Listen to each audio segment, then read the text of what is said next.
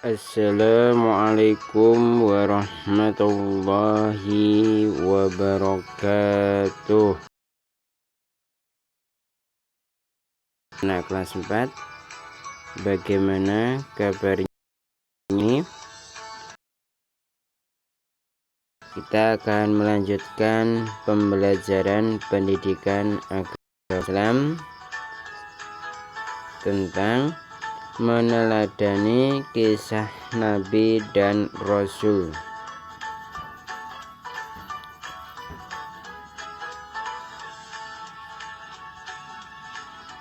Mengidolakan Nabi dan Rasul. Pernahkah kamu mendengar kisah para Rasul? Mereka adalah orang-orang pilihan Allah untuk menerima wahyunya dan menyampaikan kepada umat manusia. Dalam menjalankan tugasnya, mereka banyak menghadapi cobaan dan rintangan yang berat. Walaupun demikian, mereka selalu sabar dalam menghadapinya. Dalam pelajaran kali ini, kita akan mempelajari kisah dan keteladanan 4 nabi, yaitu Nabi Musa, Nabi Harun, Nabi Ayub, dan Nabi Zulkifli. Kisah teladan Nabi Musa alaihissalam. Kelahiran Nabi Musa alaihissalam. Nabi Musa lahir di Mesir pada masa pemerintahan Raja Fir'aun atau dikenal dengan Ramses III. Ibunya bernama Yukabat dan ayahnya bernama Imron bin Yasar. Pada masa kelahirannya berlaku peraturan bahwa setiap bayi laki-laki yang lahir harus dibunuh. Hal ini atas saran ahli nujum raja yang mengatakan bahwa akan ada anak laki-laki dari Bani Israel yang akan menjatuhkan kekuasaan Fir'aun. Ketika Musa lahir, ayah dan ibunya kebingungan. Kemudian Yukabat menerima ilham dari Allah agar menghanyutkan Musa ke sungai Nil dengan meletakkannya di dalam peti yang tahan air. Musa kecil pun dihanyutkan ke sungai. Ternyata peti itu ditemukan oleh Fir'aun, istri Fir'aun yang bernama Asia.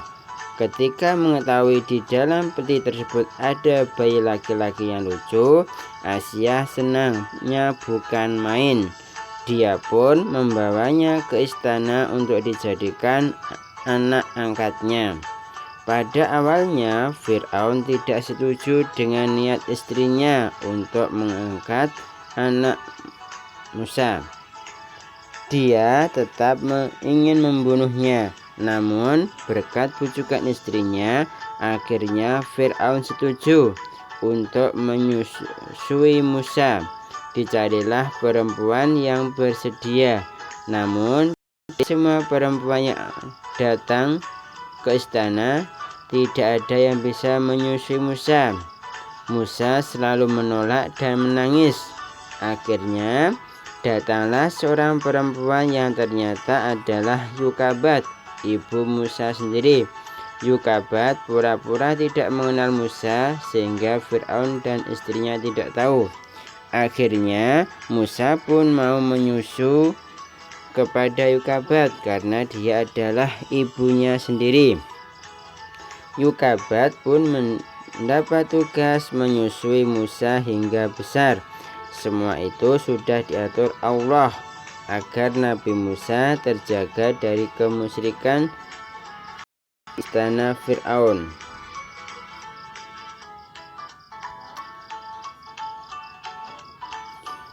Meneladani Nabi Musa alaihissalam. Nabi Musa termasuk dalam kelompok nabi dan rasul yang mendapat julukan Ulul Azmi. Dalam menjalankan tugas kerasulannya, dia memiliki banyak sifat terpuji yang harus kita teladani. Yang pertama, berani menegakkan kebenaran. Nabi Musa kecil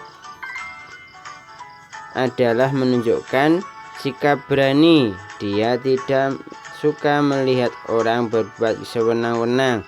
Ketika melihat perkelahian antara orang Kipti dan orang Bani Israel, Musa langsung melerainya.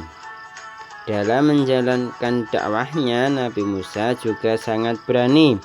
Meskipun yang dihadapi adalah Raja Fir'aun yang kejam, Nabi Musa tidak takut dengan Fir'aun dan tentaranya. Nabi Musa percaya bahwa yang disampaikan adalah kebenaran, sehingga tidak ada rasa takut sedikit pun. Berani dalam kebenaran adalah sikap terpuji yang harus kita tiru. Kita harus berani karena benar dan takut karena salah. Orang yang takut akan kebenaran akan tersesat. Allah selalu melindungi orang yang berjuang untuk kebenaran. Jika berbuat benar, dia harus berani. Yang kedua, tegas dalam bertindak. Nabi Musa juga sangat tegas dalam bertindak. Siapapun yang melanggar ajaran akan ditindak dengan tegas. Hal ini ditunjukkan ketika memimpin Bani Israel. Sikap tegas harus kita miliki dalam kehidupan sehari-hari. Kita harus tegak untuk menolak ketika diajak untuk berbuat dosa, meskipun yang mengajak adalah teman kita sendiri. Tegas tidak harus dengan kekerasan, tetapi disampaikan dengan lemah lembut. Jika ada orang yang berbuat dosa, kita harus mengingatkannya. Kita tidak boleh menyakiti dan berbuat kekerasan kepada mereka.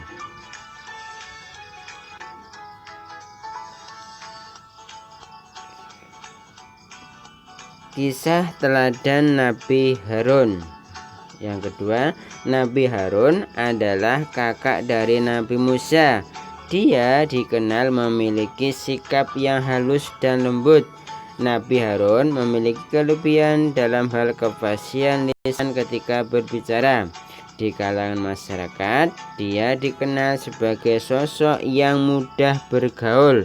Pribadinya menyenangkan dan semua orang menyayanginya. Bahkan ketika Nabi Musa diangkat menjadi nabi dan rasul, Nabi Harun yang menjadi juru bicaranya karena kefasihan lisannya. Dakwah Nabi Harun. Sebagai juru bicara, Nabi Harun menyerukan agar rakyatnya menyembah Allah. Dia pun mengajak Fir'aun untuk beriman kepada Allah, tetapi Fir'aun menolaknya. Nabi Harun menyaksikan semua mukjizat yang dikeluarkan Nabi Musa dalam menghadapi Fir'aun. Nabi Harun menjadi saksi atas terbelahnya Laut Merah serta matinya Fir'aun dan tentaranya. Ketika Nabi Musa ke Bukit Tursina untuk menerima wahyu Allah, Nabi Harun mendapat tugas membimbing Bani Israel. Sepeninggalan Nabi Musa, Bani Israel mulai berulah. Mereka mulai meninggalkan ajaran Nabi Musa. Nabi Harun adalah sudah mengingatkan mereka, tetapi tidak dipedulikan oleh Bani Israel. Gerakan sesat ini dipimpin oleh Samiri. Dia membuat patung sapi emas dan menyembahnya sebagai Tuhan. Kaum Bani Israel pun mengikuti ajaran Samiri.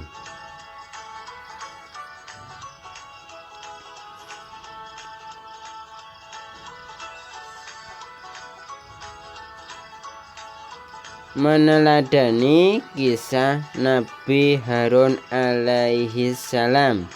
Nabi Harun memiliki sifat mulia yang harus diteladani. Ketika menemani Nabi Musa berdakwah, dia menunjukkan sifat bijaksana.